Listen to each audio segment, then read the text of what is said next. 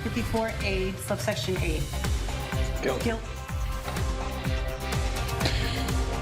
A guilty verdict for Michelle Troconis, guilty on all 6 charges she faced.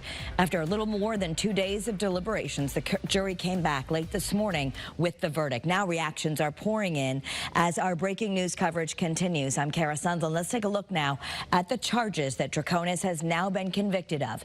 The jury found Michelle Troconis guilty of conspiracy to commit murder, conspiracy to commit tampering of evidence, tampering with evidence, and hindering prosecution. Right now, Troconis is being held on a $6 million bond and will be brought to York Correctional Facility in Niantic while her attorneys work on her bail and her appeal. We have team coverage in Stamford right now to bring you the very latest developments that have unfolded today. Channel 3's Matt McFarland has been in the courtroom since day 1 of this trial and witnessed the reading of this verdict firsthand. Channel 3's Audrey Russo was outside Stamford Superior Court listening to the reactions from family members and others. Let's begin with Matt McFarland. Matt?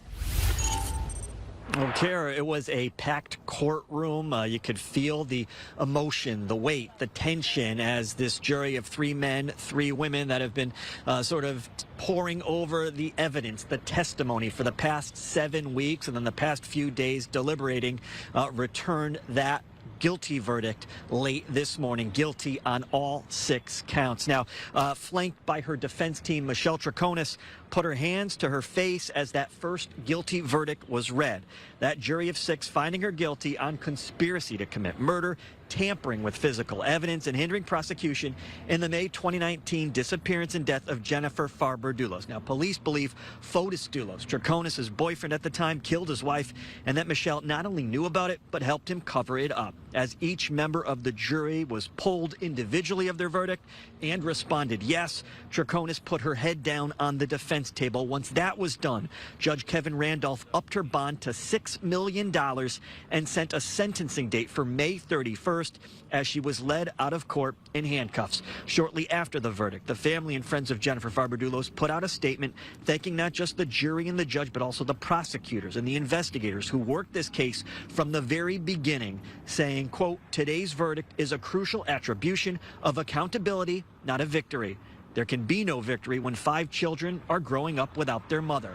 As for Michelle Troconis' attorney, I was the first reporter to speak with him outside the courtroom following the verdict. He says he's obviously disappointed by the outcome and that he still believes this case against his client was built on speculation, guesswork, and little evidence, something the jury clearly disagreed with, coming back guilty on all 6 counts.